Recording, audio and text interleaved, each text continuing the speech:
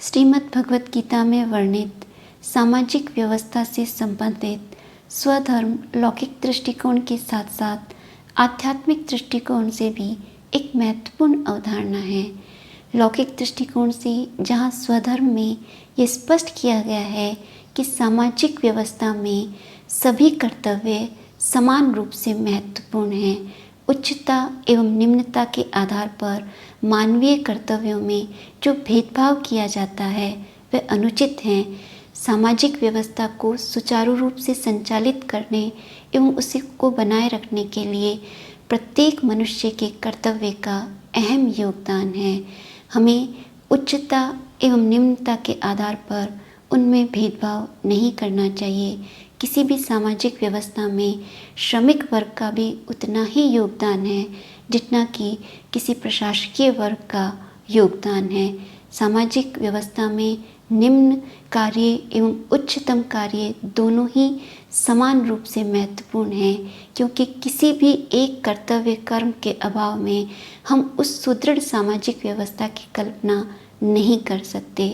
इसीलिए भगवान श्री कृष्ण गीता में यह स्पष्ट करते हैं कि प्रत्येक मनुष्य का कर्तव्य समान रूप से ग्राह्य है। गीता में भगवान श्री कृष्ण ने कहा है कि किस प्रकार यह कर्तव्य कर्म मनुष्य के लिए परम सिद्धि का साधन बन सकता है।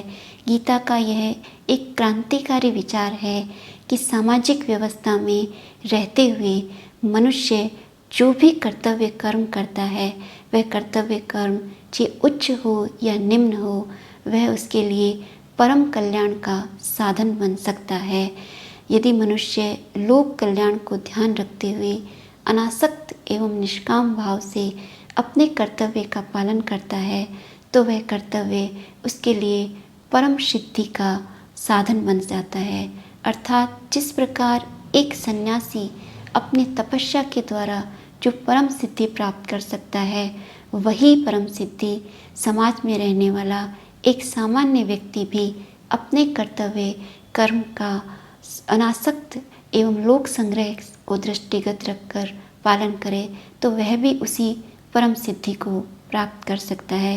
गीता में भगवान श्री कृष्ण अर्जुन से स्पष्ट कहते हैं कि हे अर्जुन, अपने अपने कर्तव्य में लगे हुए मनुष्य किस प्रकार परम सिद्धि को प्राप्त कर सकता है वह तो मुझसे सुन। भगवान श्री कृष्ण आगे कृष्ण अर्जुन से कहते हैं यतः प्रवृत्ति भूतानां येन सर्वम इदं ततं स्वकर्मणा तम अभ्यर्च्य सिद्धिं विन्दति मानवः। यतः प्रवृत्ति भूतानां अर्थात जिसके द्वारा इस संपूर्ण चराचर जगत की उत्पत्ति हुई है। येन सर्वम इदं ततं अर्थात जिस परम तत्व ने इस संपूर्ण जगत को व्याप्त कर रखा है, उस परम तत्व की अपने कर्तव्य कर्म के द्वारा उपासना करते हुए मनुष्य परम सिद्धि को प्राप्त कर सकता है। गीता में भगवान श्री कृष्ण ने इस श्लोक में स्पष्ट किया है कि प्रत्येक मनुष्य अपने कर्तव्य कर्म को यदि ईश्वरीय उपासना मानकर करे तो वह कर्तव्य कर्म उसके लिए परम सिद्धि का साधन बन सकता है। इस प्रकार श्रीमद् भगवत गीता में वर्णित स्वधर्म हमारे लिए न केवल लौकिक कल्याण का मार्ग प्रशस्त करती है, अपितु गीता में वर्णित यह स्वधर्म मनुष्य के आध्यात्मिक उन्नयन एवं परम सिद्धि का मार्ग भी प्रशस्त करती है। हमें महाभारत में अनेक ऐसी घटनाएं मिलती हैं जहां हमें यह स्पष्ट प्रतीत होता है कि सामाजिक व्यवस्था में कोई कर्तव्य कर्म निम्न नहीं है। इस संदर्भ में एक घटना उल्लेखनीय है। कौशिक मुनि तरुण अवस्था में संन्यास ग्रहण करके वन में चले जाते हैं। कुछ समय तपस्या करने पर जब एक दिन वह किसी वृक्ष के नीचे ध्यानस्थ अवस्था में बैठे होते हैं तो कौशिक मुनि पर उस वृक्ष के ऊपर जो पक्षी है उसने कुछ कचरा कर दिया। तो जैसे ही कौशिक मुनि ने ऊपर उठकर उस पक्षी को देखा तो उनकी आँख से जो ज्वाला निकली उससे वह पक्षी नष्ट हो गया। कौशिक मुनि को बड़ा आश्चर्य हुआ कि मेरे में तपस्या के द्वारा इतनी शक्ति आ गई है कि ये पक्षी नष्ट हो गया है। कौशिक मुनि वहाँ से उठे और जाकर भिक्षा के लिए किसी गांव में गए।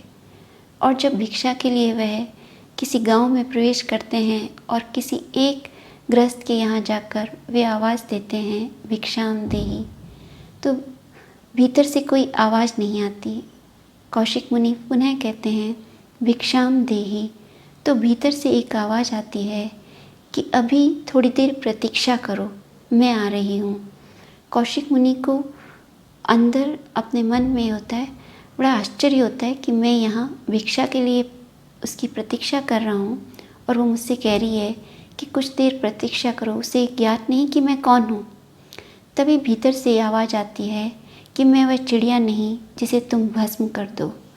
कौशिक मुनि को बड़ा आश्चर्य होता है कि इस महिला को यह कैसे ज्ञात हुआ कि मेरी तपस्या से वह चिड़िया नष्ट हो गई है। जैसे ही वह महिला बाहर आई तो उसने जब उन्हें भिक्षा देना प्रारंभ किया तो उन्होंने कहा कि मेरे पति बहुत ही बीमार हैं, इसलिए मैं भिक्षा देने में लेट हो गई, मैं क्षमा चाहती हूँ। कौशिक मुनि ने पूछा कि आपने ये कैसे जाना कि वह पक्षी नष्ट हो गया है? तब उस स्त्री ने कहा कि मैं कोई योग साधना नहीं जानती हूँ, लेकिन मैं स्त्री होने के नाते जब अविवाहित थी तो अपने माता पिता की सेवा करके और अपने कर्तव्य का निर्वहन करती थी, और जब मेरा विवाह हो गया तो मैं अपने पति की मन वचन और कर्म से सेवा करती हूँ। और इसी सेवा से मेरे गुरु ने जैसा कहा था, मेरे धीरे धीरे मेरी अंतर्दृष्टि विकसित हो गई, जिससे मुझे ये ज्ञात हुआ कि अभी आप आने से पूर्व एक चिड़िया आपकी तपस्या के द्वारा नष्ट हो गई है। कौशिक मुनि को बड़ा आश्चर्य हुआ। उन्होंने कहा कि आप मुझे अपने गुरु के बारे में बताइए कि वे कहाँ हैं। उस महिला ने कहा कि आप जाइए मिथिलापुरी में, आपको मेरे गुरु मिलेंगे, आप उनसे जाकर इस ज्ञान को ग्रहण कीजिए। कौशिक मुनि को लगा जब महिला ही ऐसी है तो गुरु कैसे होंगे। उनकी जिज्ञासा और बढ़ने लगी और शाम होते होते वे मिथिलापुरी पहुँचे तो उन्होंने देखा कि वहाँ एक व्याध है जो कसाई का काम कर रहा है, जो मांस को बेच रहा है और काट रहा है। कौशिक मुनि को बड़ा आश्चर्य हुआ कि ये व्यक्ति उस महिला का गुरु कैसे हो सकता है, लेकिन उन्होंने प्रतीक्षा करना उचित समझा।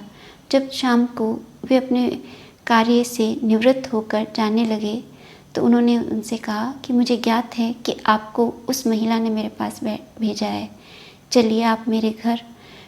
कौशिक मुनि की आतिथ्य सत्कार कर और अपने वृद्ध माता पिता की सेवा कर वे कौशिक मुनि के समक्ष बैठे तो कौशिक मुनि से वार्तालाप करने लगे। और वार्तालाप करते करते उन्होंने कहा कि निश्चय आपको ये मेरा कर्म बहुत घृणित लग रहा होगा, लेकिन यह मेरा स्वधर्म है।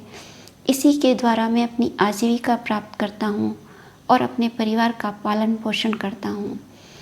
यहाँ मैं जीवों की हत्या नहीं करता, केवल जो मांस मुझे मिलता है उसी को मैं बेचता हूँ, और यही मेरा पारिवारिक कर्तव्य है। इस कर्तव्य के पालन के द्वारा मैं अपनी आजीविका को ग्रहण करता हूँ। कौशिक मुनि जब उनसे बात करने लगे तो धीरे धीरे उन्होंने वेदांत विषयक इतने उच्चतम ज्ञान के रहस्य को प्रकट किया तो कौशिक मुनि को अत्यंत आश्चर्य हुआ और उन्होंने पूछा कि जब आप इतने ज्ञान से संपन्न हैं तो ये घृणित कर्म आपको क्यों कर रहे हैं। उस व्याध ने ये कहा कि ये घृणित कर्म मेरा स्वधर्म है और मेरे दृष्टिकोण में कोई भी कर्म उच्च और निम्न नहीं होता। मैं इस कर्तव्य कर्म को अनासक्त भाव से करता हूँ और इसके द्वारा जो आजीविका प्राप्त होती है उस आजीविका के द्वारा मैं अपने पारिवारिक कर्तव्यों का निर्वहन करते हुए साथ में सामाजिक कल्याण के लिए भी जो कार्य कर सकता हूँ वो करता हूँ। और इसी कर्तव्य कर्म को करते करते धीरे धीरे मेरा चित्त शुद्ध होने के कारण मुझ में ये अंतर्दृष्टि विकसित हुई है जिसके द्वारा मुझ में ये ज्ञान का उदय हुआ है। कौशिक मुनि उस ऋषि के उस धर्मव्याध की उच्चतम दार्शनिक बातें सुनकर और आध्यात्मिक विषय ज्ञान को सुनकर अत्यंत आश्चर्यचकित होते हैं। यहाँ ये जो धर्म व्याध की घटना है, इससे ये स्पष्ट है कि देखने में व्याध का जो कर्म है वह अत्यंत घृणित हमें प्रतीत होता है, जहाँ वह पशुओं के मांस को बेचकर आजीविका का अर्जन कर रहा है। किंतु वही व्याध जब अनासक्त भाव से और ईश्वरीय उपासना को समझकर वह कर्तव्य कर्म करता है, तो वही कर्तव्य कर्म उसके चित्त शुद्धि का माध्यम बन जाता है और उसमें आध्यात्मिक ज्ञान को उदय करता है। इस प्रकार स्वधर्म जो व्यवस्था है उसमें किसी भी कर्तव्य कर्म को निम्न नहीं माना गया है। सभी कर्तव्य कर्म समान रूप से सामाजिक व्यवस्था को बनाए रखने के लिए महत्वपूर्ण है। आवश्यकता ये है कि हम अपने स्वार्थ को त्याग कर ईश्वरीय उपासना, अनासक्त भाव, निष्काम भाव एवं लोक संग्रह को दृष्टिगत रखते हुए जब अपने स्वधर्म का पालन करते हैं, तो यही स्वधर्म हमारे परम सिद्धि का माध्यम बन जाता है। इसलिए